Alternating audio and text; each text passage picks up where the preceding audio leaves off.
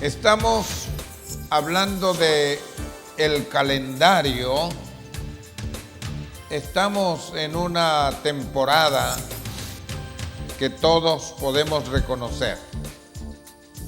Es una temporada que año con año se repite. Sería bonito que no viniera, que no llegara esta fecha por razón es la época lluviosa, pero no es la lluvia la que nos molesta, sino los huracanes y los peligros que todo eso conlleva, las inundaciones. Yo voy a estar hablando de tempestades en esta mañana, tempestades. El desarrollo de tempestades no es ninguna cosa nueva para la raza humana. Tempestades han habido siempre. Antes no había Univisión y Telemundo y el Canal 9 y otras que se encargaran de dar a conocer y que todo el mundo estuviera informado de lo que estaba pasando. Pero las tempestades estaban por ahí. La Biblia no evita hablar de tormentas y habla de tormentas como una cosa natural en un sentido. Natural, no como una cosa ¿qué cosa es eso? ¿Qué rareza es esa? No. Habla de eso como algo que aparece, que se desarrolla. Y como decía, nosotros estamos familiarizados aquí con ese lenguaje, con las tempestades, con las tormentas, con la palabra huracán, con ciclones, con, todas estas cosas. Yo quiero que veamos dos pasajes de la Escritura. El primero es Hechos, en el capítulo 27. Hechos, el capítulo 27. Creo que todos reconocemos a Pablo como un gran hombre de Dios, un tremendo apóstol. Pues miren, ni él se libró de las tempestades, ni el apóstol Pablo. Y es más, por algo el Espíritu Santo tomó a bien que Lucas, cuando está escribiendo el libro de los Hechos, incluya justamente en el capítulo 27 y 28, incluya el tema. No lo deja allá como algo que no importa. Hechos capítulo 27 comienza diciendo: cuando se decidió que habíamos de navegar para Italia, entregaron a Pablo y a algunos otros presos a un centurión llamado Julio de la compañía Augusta. Y embarcándonos en una nave adramitena que iba a tocar los puertos de Asia, zarpamos, estando con nosotros Aristarco, Macedonio de Tesalónica. Al otro día llegamos a Sidón, y Julio, tratando humanamente a Pablo, le permitió que fuese a los amigos para ser atendido por ellos. Y haciéndonos a la vela, desde allí navegamos a Sotavento de Chipre, porque los vientos eran contrarios. Habiendo atravesado el mar frente a Cilicia y Panfilia, arribamos a Mira, ciudad de Licia. Y hallando allí el centurión una nave alejandrina que zarpaba para Italia, nos embarcó en ella, navegando muchos días despacio y llegando a duras penas frente a Gnido, porque nos impedía el viento, navegando a sotavento de Creta frente a Salmón. Y costeándola con dificultad, llegamos a un lugar que llaman Buenos Puertos, cerca del cual estaba la ciudad de Lasea.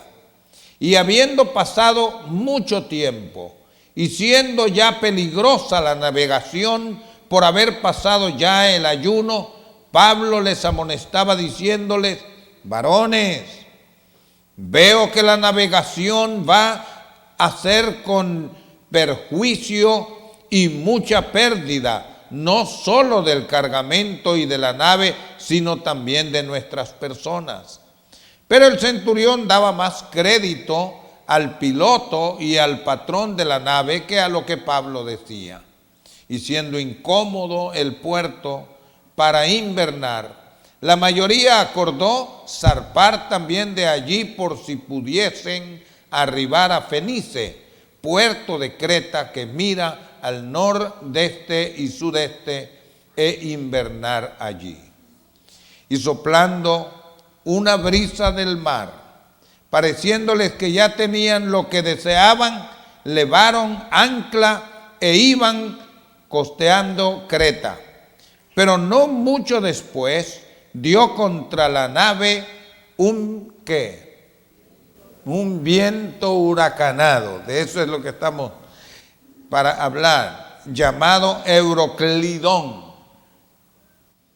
Eso también de ponerle nombres a los huracanes no es moderno. Desde aquellos días allá le ponían nombres. Este se llamaba Euroclidón. Y el significado es, porque es que era un viento sin posibilidades de control. Entonces, de ahí para allá siguen unos datos, pero quise cuando menos llevarles ahí para que nos ubiquemos en la presencia de uno de esos acontecimientos en aquellos tiempos bíblicos. El otro pasaje que vamos a ver está en el libro de Jonás.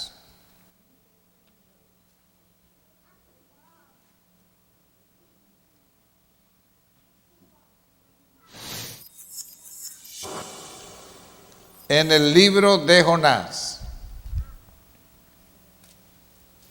en el capítulo número 1, se nos comienza a decir que por palabra de Dios se le ordenó a Jonás que fuera a Nínive, una gran ciudad, y pregonara contra ella un mensaje. Jonás se levantó, versículo 3, 1:3, y Jonás se levantó para huir de la presencia de Jehová a Tarsis, y descendió a Jope, y halló una nave que partía para Tarsis, y pagando su pasaje, entró en ella para irse con ellos a Tarsis.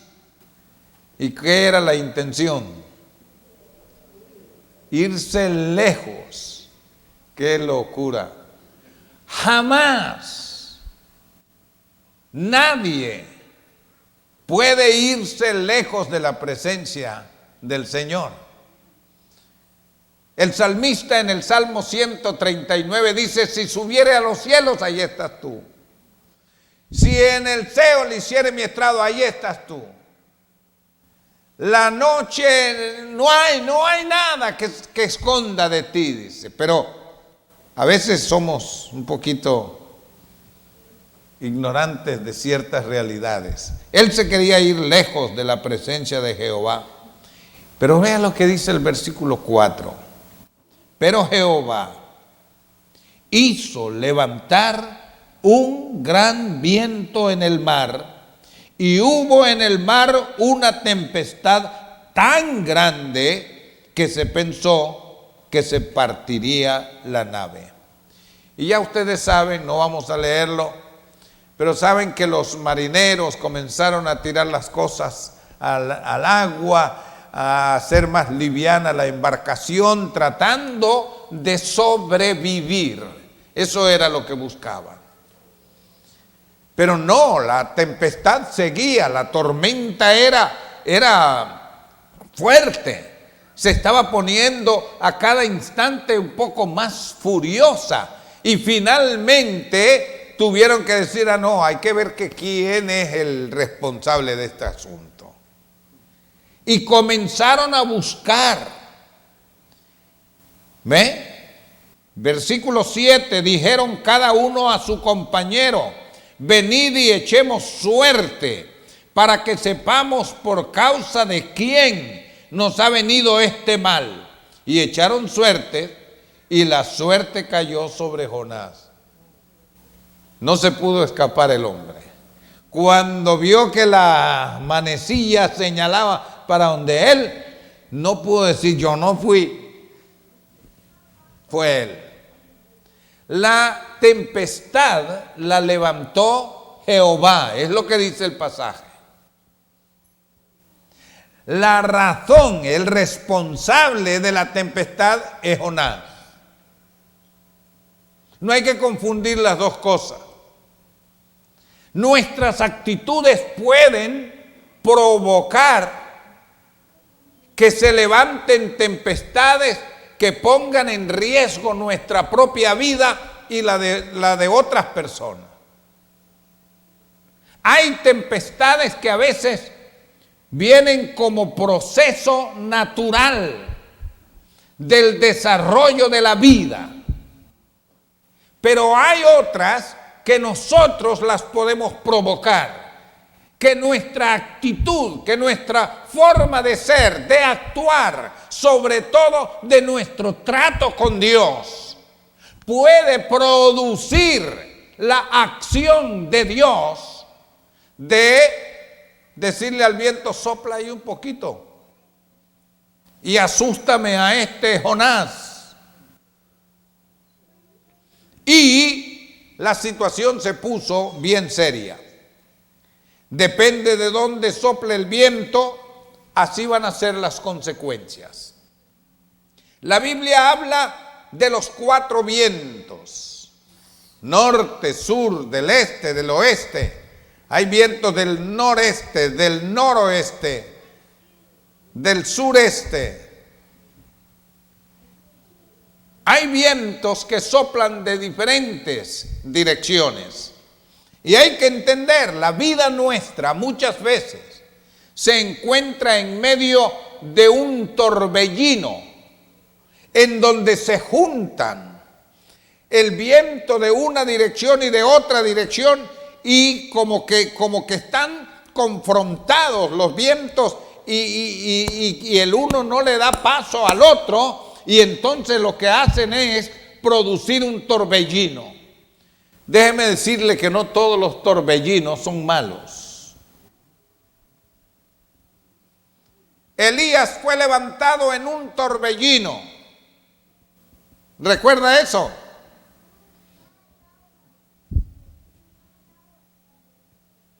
Dios es tremendo, ha usado. No había jet, entonces dice Dios: no, eso no es problema, yo lo voy a traer para acá. Y entonces le dio órdenes al viento y provocaron los vientos, el torbellino, y para arriba, muchacho. Y Eliseo allá viendo aquello y gritando desesperado, pero el torbellino no lo alcanzó a él. Hay torbellinos que no pueden causarnos daño, en cambio hay otros que nos destruyen. Y nosotros tenemos que saber, hermano, la vida está rodeada, decía el escritor de los Cantares, Salomón, de que la vida es como un carrusel que da vuelta. Y lo que pasa hoy aquí, mañana deja de ser para volver a ser una vez más adelante.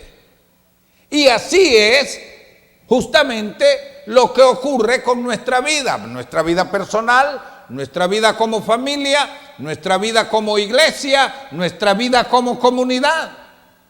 Nosotros estamos enfrascados en un carrusel en la vida y pasamos experiencias y nos vamos recuperando, y cuando apenas estamos saliendo a flote viene otra. ¿Qué es lo que debemos hacer? Lo primero es que estemos seguros que la tempestad que azote nuestra vida no sea provocada por una actitud de incredulidad o de desobediencia de parte nuestra. Eso fue el problema de Jonás. El problema de Jonás es que la tempestad que le tocó vivir la provocó él. Dios, en su misericordia, estuvo dispuesto a ayudar a Jonás, aún en medio de eso. Y aunque Dios levantó esa tempestad y utilizó ese medio para llamar la atención, para sacudirle, Dios muchas veces permite tormentas en nuestra vida para sacudir nuestra conciencia, a ver si es posible que nosotros despertemos a la realidad que Él quiere llevarnos a nosotros a despertar, para que veamos hacia Dios y que no veamos las circunstancias, ni que nos decidamos caprichosamente queriendo imponer nuestra voluntad, sino que aprendamos a decir: sea hecha tu voluntad y no la mía. Eso es lo que el Señor quiere.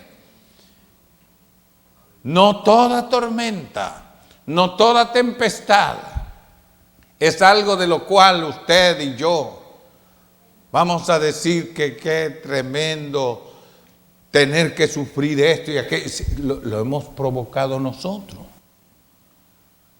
No queda justificado. Pero fíjese, en los dos casos de estos tipos de tormentas, en ambos se necesita la ayuda de Dios, ya sea natural, como la tormenta que le tocó a Pablo. No era rebeldía de Pablo, pero le tocó vivir eso. Y hay tormentas en la vida, hermano mío, que no las ha provocado nuestra desobediencia o nuestra rebeldía.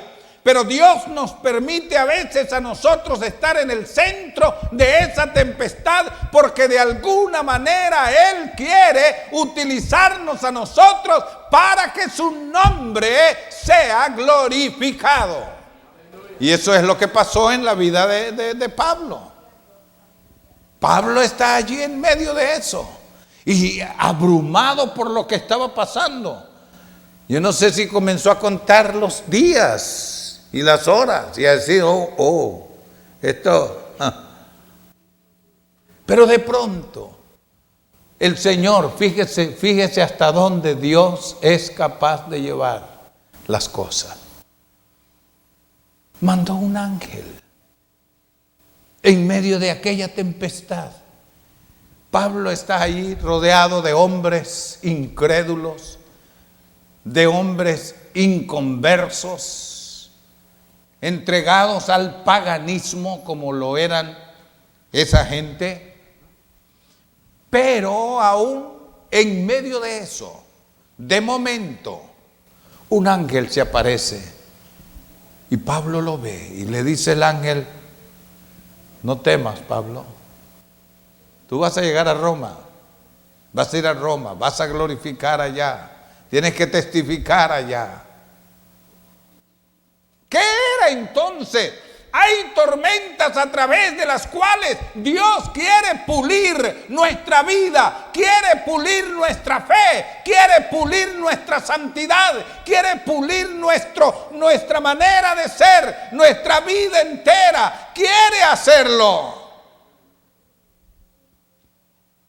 Y lo hace, siempre y cuando estemos dispuestos nosotros a acatar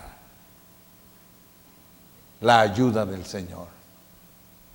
Y fíjese, cuando amanece, Pablo se reúne con el piloto de la nave y le dice: mira, no estén preocupados, no va a morir nadie, ninguno de nosotros va a morir. Pablo mismo llegó un momento en que estuvo preocupado por eso. Pero después de esa revelación, él acepta el mensaje divino y anuncia con una seguridad tremenda y trata de tomar el liderazgo en medio de eso. Hermano mío, usted como creyente, usted y yo como creyentes debemos de tomar el liderazgo en medio de estas circunstancias difíciles, cuando otros desesperan, cuando otros están en angustia, en desesperación. Usted y yo podemos estar serenos, usted y yo podemos estar quietos, viendo al invisible, como dice la Escritura, y podemos esperar confiadamente en la revelación de Dios. Él ha dicho: no te dejaré ni te desampararé. Y en medio de esas tempestades, simplemente veamos hacia arriba, donde Cristo está sentado a la diestra del Padre, intercediendo por nosotros, y confiemos en el Señor. Confiemos en su amor, confiemos en su misericordia, confiemos en su consuelo, confiemos en su ayuda, y que Él será nuestro refugio. Pero si la tormenta la hemos provocado nosotros, desistamos de nuestra desobediencia, desistamos de nuestra rebeldía, desistamos de nuestra indiferencia, y pongámonos a tono con Dios y dejemos que Él cumpla su propósito, como dice en el libro de los Salmos: Jehová cumplirá su propósito en mí. Aleluya. Que Él cumpla su propósito en nuestras vidas. Yo sé que hay tormentas de todo tipo. Las podríamos calificar de tormentas físicas, naturales, de físicas humanas, de enfermedades, de sufrimientos, físicas humanas en el sentido de orden familiar, problemas, los padres a veces con los hijos con los padres, el esposo con la esposa y viceversa, de orden económico, situaciones que se tornan desesperantes. Pero fíjese, hay una diferencia entre una situación en donde usted esté sintiéndose en medio de una tempestad que lo amenaza destruir financieramente, porque las cosas se han puesto mal. Y hay otras cosas, y otra cosa es que estemos en agonía financiera, en situaciones realmente complicadas, porque no sepamos administrar nuestro dinero. Ay, estamos hablando de cosas muy... Hay gente que sabe que no tiene, pero gasta como que si tuviera millones. Y después: Señor, mira, sálvame. No es así. Él nos va a ayudar. Si clamamos a Él, Él siempre nos va a ayudar. Pero hay una diferencia. Y en todo habrá una diferencia, una forma distinta en que el Señor va a hacer lo que va a hacer. Necesitamos clamar a Dios, así como los discípulos cuando se encontraron en medio de una tempestad dijeron: Señor, socórrenos. Ellos no habían buscado meterse en una situación así. Esos discípulos lo que hicieron fue oír a Jesús, que les dijo: pasemos al otro lado. Y para pasar al otro lado había que subirse en una barca. Y ellos entraron en la barca. No tengamos miedo a entrar en la barca cuando el Señor nos dice: pasemos al otro lado. Porque si nos dice pasemos, Él va a estar con nosotros. Y si Él está con nosotros, ¿quién contra nosotros? Así es que ellos se subieron en la barca, pero cuando van en medio del trecho que ellos van a atravesar en aquella embarcación, fue cuando sopló el viento, fue cuando sintieron la sacudida, la tempestad, y clamaron entonces a Dios y dijeron: Señor, socórrenos. Y el Señor simplemente le habló al viento y la tempestad, y hubo bonanza. Siempre hay esperanza, hermano mío, pero vale la pena que nosotros pensemos en el momento en que estemos viviendo. ¿Está Dios consciente de que nosotros estamos esforzándonos en el camino de la obediencia hacia Él, de su voluntad? ¿O está Dios tratando de hablarnos y de decirnos: Jonás, Jonás, está llamándonos? No importa, en cualquier caso, Dios no quiere hacernos daño, pero debemos de clamar a Él. Necesitamos aceptar su gracia, su amor, su ayuda. La tendencia natural nuestra es de rechazo y de rebeldía. Ocurre con las tormentas naturales también, que año con año se suceden. ¿Sabe las historias que se nos pasan por los noticieros de lo que ocurrió en tal lugar y en tal lugar? Y gente que le dijeron: mire, sálganse porque la tempestad, ¿qué va? Que esto se va a inundar. Yo tengo 25 años aquí, viviendo aquí, nunca se ha inundado. Pero cuando ya tienen el agua así, entonces, ¡ey, un helicóptero! Dios tiene sus helicópteros también y va a hacer algo. Pero hermanos, necesitamos ver con más seriedad estas realidades y ponernos a tono con Dios. La mayoría de la gente no se prepara para estas cosas. Seamos sabios nosotros. Preparémonos para eso natural. Y seamos sabios estando pendientes. ¿Cómo está mi relación personal con el Señor? ¿Cómo está? ¿Es de obediencia? ¿Es de desobediencia? ¿Es de sumisión o es de rebeldía? ¿Cómo está? Y pongámonos a tono con Dios y dejemos que la gracia del Señor resplandezca a favor de nuestras vidas. Vamos a dejar hasta acá. El tiempo avanza sin detenerse. Vamos a estar de pie, por favor. Hoy tenemos Santa Cena. Y mientras está aquí usted para participar de la Cena del Señor, es una buena oportunidad de reflexión y de pensar. Y es una buena oportunidad para decirle: Señor, estoy aquí, ayúdame.